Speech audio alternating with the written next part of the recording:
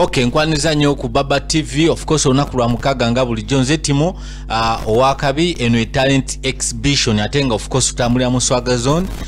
Tuba tukeerako nnyo tubeerewo ate tusobole okuwumbawumba bintu biba bingi nnyo eba mu program eno. Of course mulimu lots of entertainment, abayimbi biki aye nange bwe mbasalirako ne talent exhibition nkulage talent ki onaku olwaleero ate gye tukuleetedde nenga of course tuli live ku Baba TV, abali ku DSTV batwota buliro, abali ku Go TV, abali ku Star Times, n'abatulaba ku Facebook live nabo baba batwota buliro. Of course osolo tekamu ekitone of course era nawo bojja tuli live Baba Television Uganda namo tuli live atenga ekituda 224 ogw'omusanvu nga musanvu of course twasimbudde dda abayimbi bonna banakatemba bonna ojja kulaba ku baana bannabitone ba acrobatics baani busoga abayimbi bonna cream abano ba Josh Kumapesa, Josh Problem ojja kubo balaba aba voice nanso ojja kubo botabuliro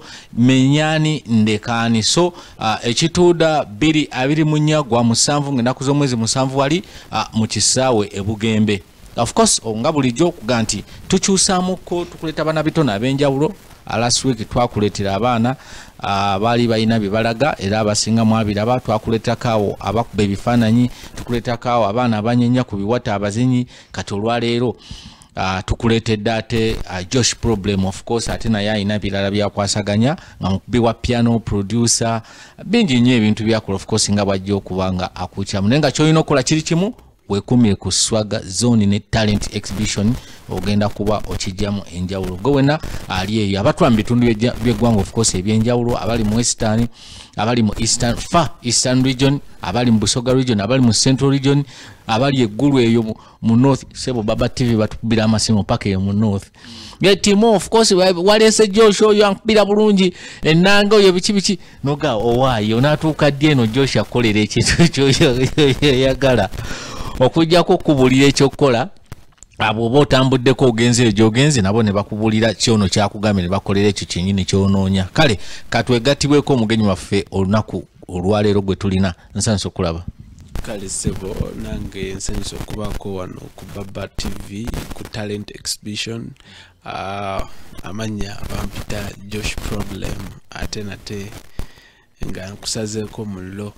Josh Problem ayi muna oli muwombeefu ino kiki bwe embeera zo oba just weather? No, si weather, just ebiseera ebisinga ekintu ky'osobola okukola tebakirabira ku bukyamufu bwo wabula bakiraba ng'okitandise so kati gwengeze soolabe. So aye nga ebiseera ebisinga obungi bw'obona omuntu on the first place embeera gy'abaamu ekuleetera okutegeera kikyali ekiyira ku maiso awo. Naye oli sokkuula olinganga bano bagayi abakuba tayiki omusanga apoye naye baba omutambaala akuba ziri eri zennyini. Naye nga kyekiriwo leero kikyotuleetedde? Olwaleero just nga nawe bimanyi eno bagiyita talent exhibition oba oyolesaamuuko byomanyi kuba kati ku mulundi guli nakulaga nti egita ngimanyi nnyo era ngikuba. Waliyo n'akantu kenaleeta bakayita tube fiddle oba mu Lusoga gye tuyita endingidi, so nayo netambulako nayo. Kati leero ngamba no leero kati abantu katubalageko ennanga oba zitwalise keys. Muna endingidi yasigamu abantu bangi. Endingidi eyo n'ebintu ebindi ebirungi ino ebyokukozesa ate nga abantu babikozesa ino nga bina sound eri unique ey'endawulo nga abantu balowooza mbu bw'oba oli kuba endingidi olina kuttamu nembadiri culture donka but osobola okutta limu lw'embalanola olutali lwa culture olw'embalanola nga luli urban walutaamu endingidi anumira mu bulungi. It depends oba kisinzira iwe producer okikoze otya. Yeah. Okay, so buti olwaleero okyusizaamuko otulaga enkuba ya piano. Yeah, so olwaleero ankyusizaamuko kuba piano eno ni buli kimu mu studio. Since I'm a producer bw'oba toyidinanga tosobola kola mu studio Chembayira njo kubuza nti who is Josh omuntu bwakubona ku TV ayaba ayagala amanye gwe bakyazizza timulero gwalese yani tuulira Josh problem ne yani dala kikyakola kuba oyinza osanga omuyaye ku street ye talina kyakola naye nga amanyi okuba piano. Now Josh problem ndi musajja producer nkolera ku Hit After Beat era nga nze CEO. Hit After Beat eri wano Idinda ebusoga Bugembe. So you come around, we make something, you know. Ate Hit After Beat eyo nabanga ate ndi muwandiisi. I write songs osobola okwida na kuwandikira ku ate at the same time nabanga nemba muko, you know kwolesa ekitone everywhere. So I sing, I write, I produce. Yeah. Okay, ali ku Baba TV tuline Josh problem of course onako lwalero nenga era bingi nnyo byagenda okubanga atulagako. So how do you start making music ngokozesa piano?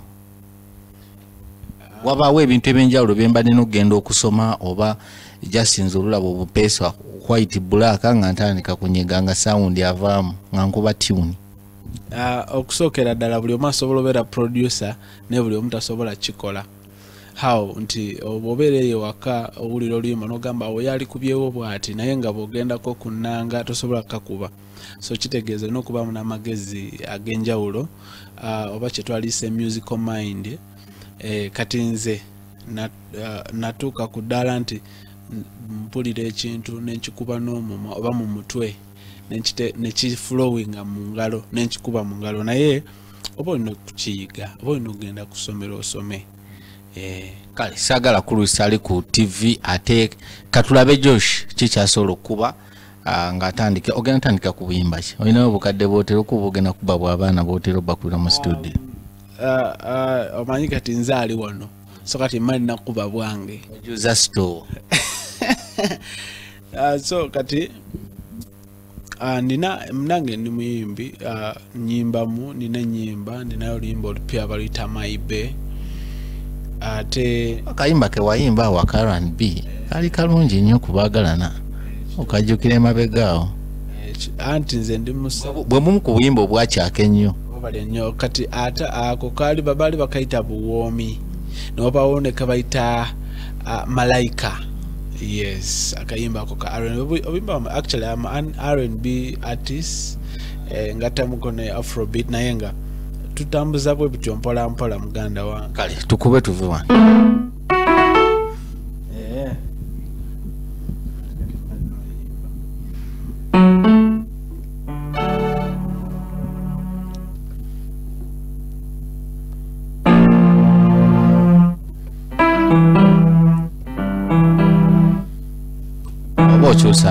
Wano mbandi kwagala funa key yange so kati nyinza omuyimbi omulala wajja asobola okujja n'ayimba byayagala ne mufuna so kati wano mbandi kwagala kwefuna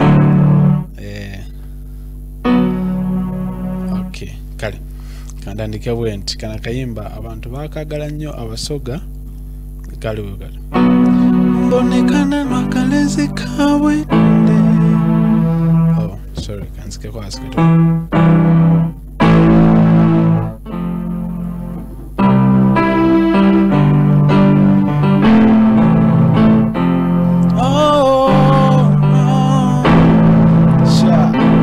Bonekana no kalezi kawe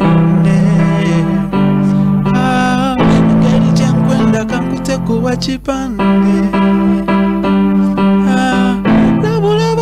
batamala bwire nze nduwa omubiri ebitabyo file abekubya kubya obusimu koli makubi ndi mujasi nkukuma buli kaire but of the same feathers fly together anyway we are meant to be together and I will be your protector forever forever. God, you meant for me tikusika na bityomi okuba you kill me iwuli ndisabuwi God, you meant for me tikusika na bityomi okuba you kill me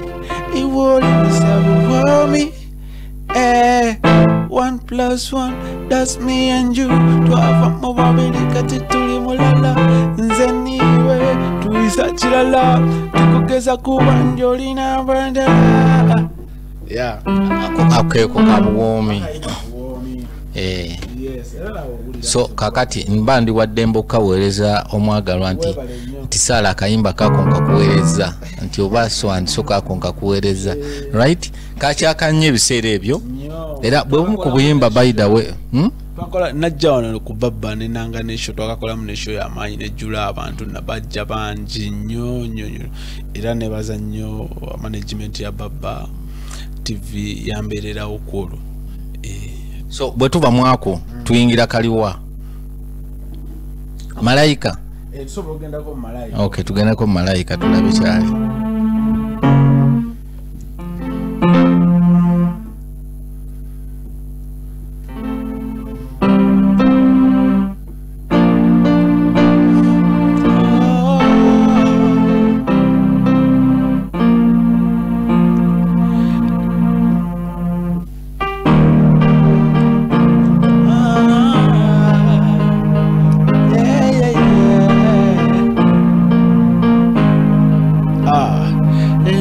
Gunomuga ogugabira buli omu amazina nywako ndi muto nze nsaba nyondo sembere eno obulungi bw'obunsuseeko omutima gwankuba lwe nakulaba bwe binaserera lavu yonna lalira mutima gwange kale wagwefuga kawato kako gankuba onde mubiruto bibi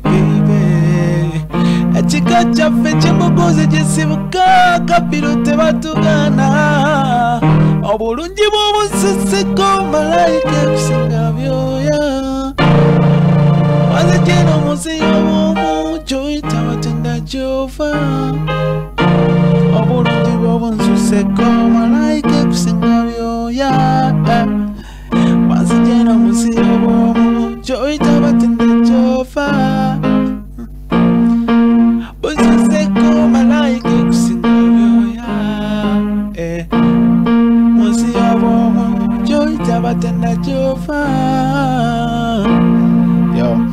That's an R&B song kali mu Luganda luwerere. Yes sebo. Chemadenzi zako enyimba zo zimba mu lulimi ki because lwosose lubadde fused up Luganda, some bit of Lusoga. Actually Lusoga and some small bit of Luganda.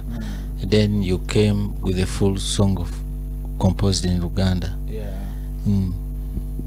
Now chinjaga kunyonyola abantu nti music is a language. So bw'obogezaako oyimba olina connectinga n'abantu abalala abatawulira lulimi lwo. Music abeera sweet singa oba oyimbye ebintu byonna, oba oyimbye ennimi, oba oyimbye ennimi zonna, waliyo omugisu naye ng'amanyi Oluzungu. So bw'ennyimba oluyimba oli obuwomi nti Girl, you meant for me. Tekusigana bitomi. Kati aba ategedde kinti you meant for me. Aba kitegedde. Kati bino ebirala tajja kubitegeera n'ebijuliza kiri ajja tegeera nti kituufu ali kwogera ku mukwano. Ate amanyi Olusoga lukka naye ajja kutegeera kano akonekitinge ne kiri. Weebale nnyo onfunye bulungi. So omuyimbi yenna ali eyo sigamba nti oba just kusinzira kunze oba muntegeera yange bw'oba oyimba gezaako connectinga n'eggwanga kuba eggwanga tulina ennimi nnyingi naye ate tulina olulimi olutugatta ffenna. Tulinamu ennimi ezitugatta nga bw'oyimba bw'oyitira wano ne wano gundi ne gundi akutegeera. Sigamba nti olulimi lwoba tolwagala naye nende ino Olusogera ndi Musaada Musoga. Buti nga tuviire kwako oyizaako kaliwa akaddako nga tuvudde ku Malayika buwumi. Malayika waliwo akayimba pakayita Bisulumuzo. Yes, Bisulumuzo nako kali kayimba kalungi by the way. Kuba azifu nkamanyi. Kale nzigulira ebisumuluzo gwabirina obuyinza bubo nkusaba baby tongana nako kakube muko nakinedda kube. Okay.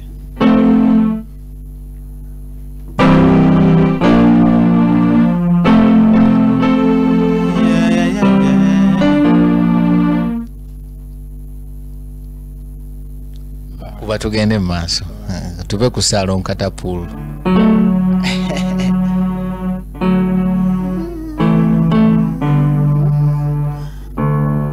Sawa baby tongana zikulira ebisumuluzo kwabirina obuyiza bubo kusaba baby tongana onansonyiwa omanye ebintu by'amaloboozi setting ekintu kiyimbe nga bw'oyagala si nga bwe kyagala.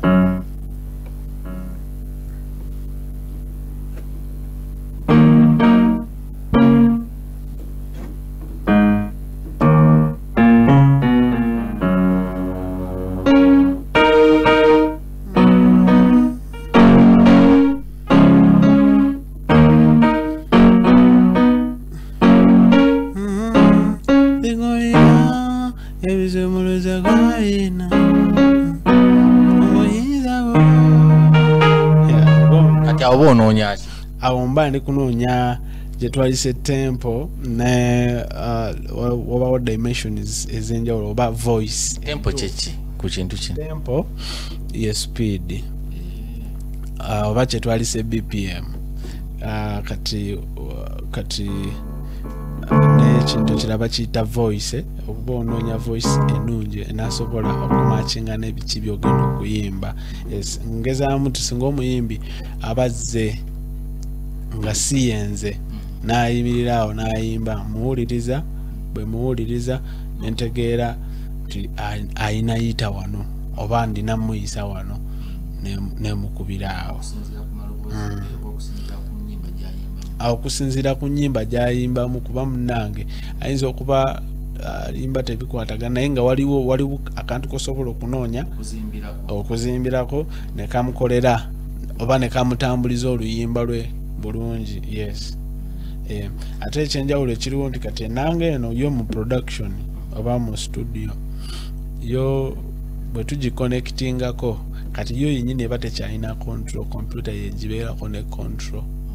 Yes. So kati gwe kyoba olowoozezaako nsobola ogikuba nevuganga gita ba nevuganga engoma ba nevuganga ki gwe towulirako nagenze mu studio nesaasanzeyo gundi naye nalabye bakuye backsraga nowebuze engoma batekamu amadinda agalinga gali live naye nga no.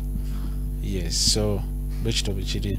So ali ku Baba TV yandiagadde okumanya along the way nga mukola ebintu bino oba mukuba ebintu bino birimu nabyo process y'okukiyiga n'okimasteringa before kati katwogere ku nze ayagala okuyiga okola production wa music. Do I pass through a process nti kankiyige nkimastering then ntandika oba nsobola nangu kiyiga from nowhere? Tosobola kiyiga from nowhere. Waliwo amasomero agasomesa music basobola okuyigiriza ku nnanga lwakuba nti kati fe abamu twakulirako mu church yadde twasaagadde byamasomero awo jjajja ndi nenkusomesa. So abalabi ba Baba TV ayina aliyo ng'asobola okwagala okuyiga kyenkola oba kuyiga ennanga kuyiga gita oba kuyiga production kaleera you come around namba yange nja kugisoma mu maaso awo era gisome kati nabo mpadde omukisa mujje nkoleko nammwe abayimbi ya mujje tukoleko mu hit after beat omulundi guli Baba yajja ewange ku studio n'abalaga studio biki abajjukira ndowooza baakiraba so kati kuguno omulundi ndowooza ate tuli bulala. So musobola okunfuna ku 0754 15 42 18 sobola ogiddamu mpola mpola oba mu lusoga eri 0 7 5 4